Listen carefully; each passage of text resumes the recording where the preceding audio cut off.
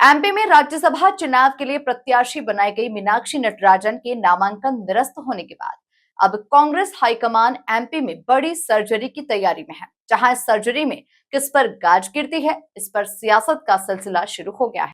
देखिए, बीजेपी का किया हुई ये काली करतूत है और बीजेपी ने ही इस तरह का षड्यंत्र करके एक गांधीवादी महिला सुश्री मीनाक्षी नटराजन का जो नामांकन है वो रद्द कराया और एक ऐसे केस में कराया जो केस आज कोर्ट तक सुनने को तैयार नहीं है, उसका संज्ञान लेने को तैयार नहीं है। उसने आउटरेट उसको रिजेक्ट कर दिया है और भारतीय जनता पार्टी अपने षड्यंत्र का जो उसने काला कारनामा किया है उसके ऊपर कांग्रेस के नेताओं के ऊपर ठीकरा फोड़ना चाहती है। ऐसा कौन सा काम था, ऐसी कौन सी कमी थी मीनाक्षी नटराजन के नामांकन में जो कि पूरी नहीं की गई। जो वाक्या लेके वो वहां आए हैं, जिस संदर्भ को उन्होंने वहां दिया है उसकी कोई औचित्य नहीं था। उस संदर्भ का या उस कागज का जिसको दिखा के उन्होंने उनका नामांकन निरस्त कराया, वो तो कोर्ट सुनने को तैयार नहीं है।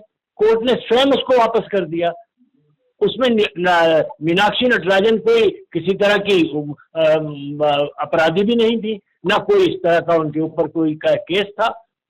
ये सारा का सारा किया धरा जो है वो भाजपा का है। भाजपा अपने गिरेबान में झांक के देखे कि वो किस तरह से लोकतंत्र की हत्या कर रही है, किस तरह से सरेआम बेशर्मी से एक गांधीवादी मध्य प्रदेश की महिला के साथ उन्होंने इस तरह का, मैं समझता हूं कि पाप किया है और उसकी सजा उनको जरूर मिलेगी। ये ऐसे लोग हैं जो कि बात तो करते हैं नारी बंधन की, पर करते हैं ये नारी क्रंदन का काम।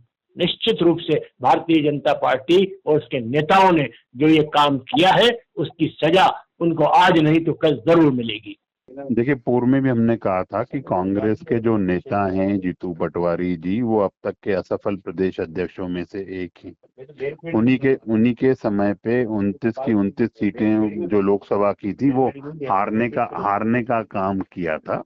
और अब फिर वही जो राज्यसभा का मामला है उसमें उनकी असफलता बिल्कुल साफ दिखी है। और जिस तरह से जो कांग्रेस के वरिष्ठ नेता दिग्विजय सिंह जी हैं, उनसे के साथ मंच पर जो उनके प्रभारी हैं उन्होंने तू में की है।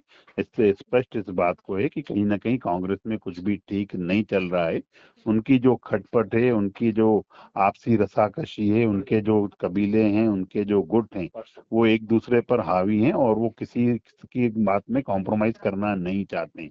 और जो मीनाक्षी नटराजन जी के मामले में हुआ है, वो जिस तरह से उन्होंने बाद में उनकी लीगल टीम एक्टिव हुई और वो सुप्रीम कोर्ट तक गए, पर वो जो प्रैक्टिस है उनको पहले जब नामांकन भर रहे थे तब करनी चाहिए थी। और वो जो उसको न करते हुए उन्होंने जो जानकारी छुपाने का काम किया है, वो निश्चित रूप से ये कांग्रेस की अंतर्कलह है जो दिखती है। देख, करना ही चाहिए क्योंकि असफलता अगर बार बार असफल हो गए, पर मुझे लगता है कि जिस तरह से राहुल गांधी जी देश में असफल हुए हैं वही जीतू पटवारी जी, इसलिए कांग्रेस की जो वो चीजें हैं वो सामने नहीं आती है।